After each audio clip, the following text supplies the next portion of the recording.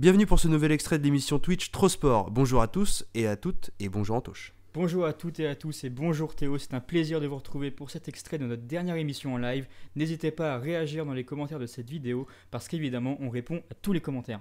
Eh bien, bonne vidéo.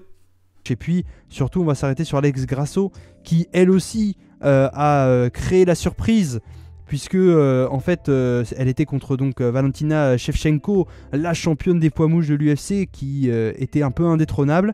Et puis Alex Grasso est arrivé. Un premier round assez partagé et puis après la championne s'est mise en jambe, elle s'est installée dans le combat. Deuxième round, troisième round, clairement pour Shevchenko. Elle était très bonne au striking, une très bonne défense de takedown, puis surtout beaucoup de bons timing de takedown pour emmener Alexa Grasso au sol.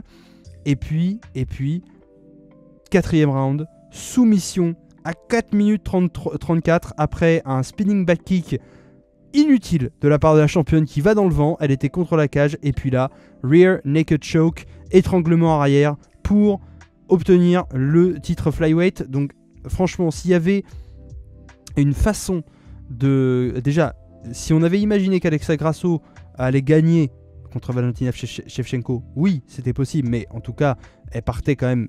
C'était difficile puisque la championne était bien en place. Mais en plus, réussir à faire taper Valentina Shevchenko pour s'octroyer la ceinture, c'était peut-être le premier gros boom avant le main event de la soirée, même si on a eu de très très beaux combats juste avant, un très beau finish. Mais en tout cas, ce co-main event annonçait du très très lourd pour cette soirée. Ouais, franchement, lui très très lourd et ce co-main event est plutôt Alexa Grasso qui a choqué le monde, hein, on peut le dire, puisque comme d'habitude, Shevchenko roule sur la division, roule sur tous ses adversaires. Elle arrive très rarement à avoir de l'adversité dans ses combats. C'est vraiment une femme qui est impressionnante de facilité dans ses combats. Et c'est ça qui, à chaque fois qu'elle a un combat, elle est favorite sur les cotes. Tout le monde la voit gagner largement. C'est un peu le pari facile ou le pari inutile parce que souvent la cote elle est à 1,10. Si tu mets des sous dessus, tu vas rien gagner. Mais si tu mets des sous dessus, t'es sûr de les récupérer. Donc c'est vraiment un peu comme ça qu'on peut résumer les combats de Valentina Shevchenko. Et là, ce qu'a fait Alexa Grasso, elle a vraiment choqué le monde dans tous les sens du thème, puisque tu l'as dit, premier round assez serré où ça se jauge, mais Alexa Grasso, pour moi et pour toi aussi, avait fait ce qu'il fallait pour prendre le round et donc a pour moi pris le premier round, même si c'était assez serré. Et puis après, on voit que Valentina, elle a complètement ajusté sa manière de combattre. Elle a trouvé les failles dans la lutte avec Alexa Grasso et ensuite elle a contrôlé le combat debout, en lutte. Et j'ai même tweeté en live sur le moment pour dire que c'est fou à quel point Valentina Shevchenko, et on voit à quel point elle a des facilités en pied-point, en striking, et en plus on voit à quel point elle a des facilités en lutte, et elle dominait le combat sur tous ses aspects, et vraiment le combat en devenait presque chiant, parce qu'on voyait que ça allait finir par une décision, que Valentina allait gagner les 4 derniers rounds, et que finalement elle allait encore une fois être la championne incontestée qui est trop forte et qui ne rencontre aucune adversité. Et là tu l'as dit, on a Alexa Grasso qui revient un peu dans le combat, qui la presse contre la cage, mais rien de bien méchant finalement. Elle tente le spinning kick au corps, totalement raté. Et là, une seule erreur, vraiment, mais c'est un cas d'école hein, finalement en MMA, une seule erreur de la championne. Et Alexa Grasso s'est faufilée dedans, elle a tout de suite pris le dos. Très mauvaise défense de Valentina sur le coup, qui je pense a aussi été surpris par la rapidité d'Alexa Grasso, qui passe le rear naked choke et qui choque le monde en venant battre la championne, qui je crois était à sa 7e défense de titre. En tout cas, elle était à une défense de titre, à être la première championne de l'UFC, la première même champion tout court, masculin et féminin confondus, à réussir à compléter la plaque de rubis qu'ils ont instauré sur les nouvelles ceintures. Donc c'est pour dire l'exploit qu'elle était sur le point d'accomplir. Et finalement, Alexa Grasso qui vient gâcher la fête et choquer le monde et récupérer cette ceinture. Et c'est amplement mérité et ça montre à quel point, même quand on est hyper talentueux, hyper fort et qu'on maîtrise le combat de A à Z, une seule erreur peut suffire à un combattant, une combattante de MMA pour perdre le combat et vraiment se faire écrouler tout ce qu'elle a, pas tout ce qu'elle a accompli, parce que elle reste la GOAT, on va dire, de cette division pour l'instant, parce que ce n'est qu'une défaite parmi toutes ces énormes victoires. Mais voilà ce qui peut faire basculer un match de championnat, et donc un peu la cruauté de ce sport finalement, et l'opportunisme qu'a eu Alexa Grasso, et de dire que même quand on est dominé et que finalement on ne voit pas d'échappatoire au combat, on se dit qu'on ne va pas pouvoir le gagner, et ben il y a toujours cette petite erreur faite par l'adversaire qui fait que si on arrive à l'exploiter, on peut revenir et gagner. Ça a été le cas d'Abdul dernièrement à Arez, qui a su faire ça dans les derniers instants du combat. Là, c'est un peu la même chose avec Alexa Grasso. Donc franchement, chapeau à la championne mexicaine, qui devient la 3e actuelle championne mexicaine à l'UFC. On a évidemment Brandon Moreno, qu'on adore, qui avait gagné la ceinture flyweight contre Davison Figueiredo il y a quelques temps. On a aussi Yair Rodriguez, mexicain, qui a remporté la ceinture intérim featherweight, pas champion à contester, vu qu'il faut qu'il la valide contre Volkanovski, mais champion intérimaire tout de même. Et là, Alexa Grasso, championne flyweight chez les femmes. Donc trois champions mexicains.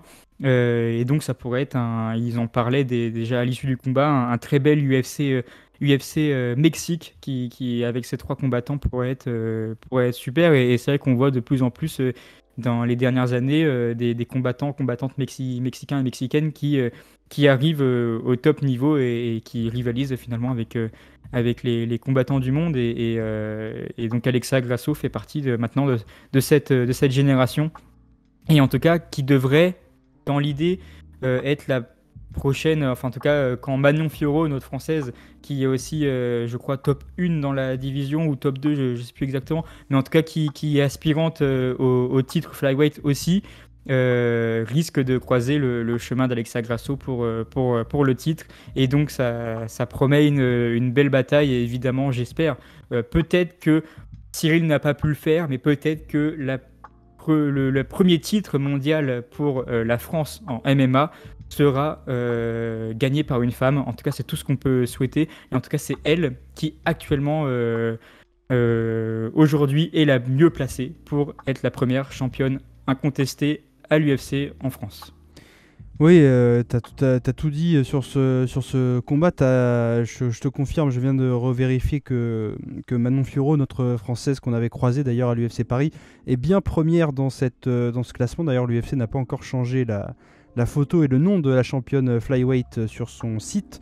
Même si, bien sûr, Valentina Shevchenko a demandé juste après le combat, en tout cas au micro de Joe Rogan, une rematch du coup direct, sachant qu'en plus elle a pas l'air d'être vraiment blessée, donc je pense que la rematch sera peut-être assez rapide, et ça fera peut-être attendre un peu plus Manon Fiorot, mais effectivement ça peut être une possibilité, même si on se souvient que Manon voulait peut-être affronter quelqu'un d'autre avant la championne, et son entraîneur qui avait traduit autre chose en disant je prends n'importe qui, il n'y a aucun souci, parce que justement voilà, il voulait taper un peu plus fort et un peu plus haut entre guillemets que de dire je prends quelqu'un d'autre avant la championne parce que voilà, je vais encore me tester, mais voilà, on espère vraiment que Manon pourra aller décrocher la ceinture.